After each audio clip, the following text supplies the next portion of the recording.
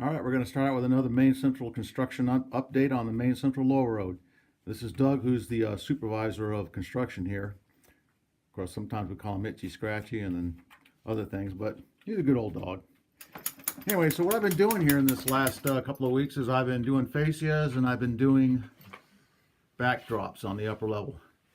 So this fascia I've got in the upper level is actually 4-inch floor molding. And what I'm doing is I'm using liquid nails to glue it there and clamping it, and I'll show you that because I've got some farther down here. But this is the first section I did with the Richmond area. I still got to finish off where it goes into the helix, but gives you a good idea. And this will be painted green just like the lower level here. So as you see it, you'll see a green here instead of that bright white. But the other thing I've been doing is putting backdrops in. So that's the backdrop that surrounds the helix. And you can also see that I've been doing a lot of doing the latest work cardboard strips so I can start putting the landforms in here in these open areas. Turn around here and we have Gardner. And Gardner, I've got the backdrop up. I'm mudding in all the joints. That's probably one of the things I hate about putting joints in here, and I guess there's other ways to do it, but I'm using this and using mud and doing it, but it just makes a mess and I just don't enjoy it. So also on the upper level peninsula, I've put the backdrop in on both sides and got the mudding done on that. And I've gone and done all the latest work, and I've tried a little experiment here with this yellow tape that's used for the joints here because I have so much left over to cover up the latest work. We'll see how that works when I actually go to do the towels on it. Here, the other side of the helix here, some more latest work down there. So this is that molding again, and it's actually wider because I use 1x3s for the upper level plus the half-inch thick plywood in the box frames. I even cut it and molded it around where there's going to be a river run, and then you go to East Augusta, and here you can start seeing what I've done. It's not clamped down here because I already glued that in this morning, but I had to get this last little piece over here edged in, so that's holding that in, and then I've clamped it all along here, and it's pretty flexible, goes around the corners. I think it's going to look nice when it's all done.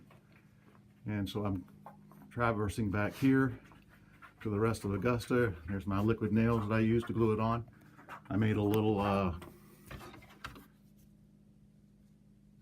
notched spatula that I used to spread it around once I get it on the backdrop, and then I just clamp it up there for 6 or so hours, and then I can release it and move on to the next level.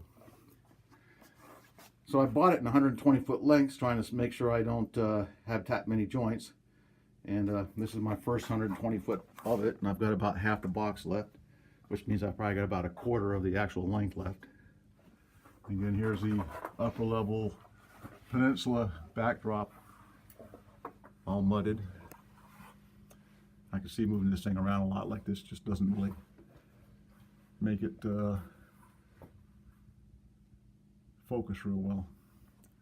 But that's where I'm at right now in construction. I've been doing a lot of that, and got the latest work here around Augusta, and that's going to have you know, the tree backdrop, and then buildings and stuff. I'll use more of these paper flats or whatever to use as up on the top of here above where the latest work's going to be.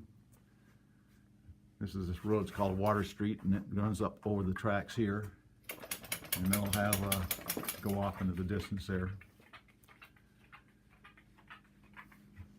So these are radical flats pieces that I've been putting in various areas and test them out. They're all just held up by that blue painter's tape right now. You know, not sure if I'll just use them or if I'll make low relief flats at the time, but I'll probably just leave these right now. And once I put all the buildings in the front here, you're not going to see them that much.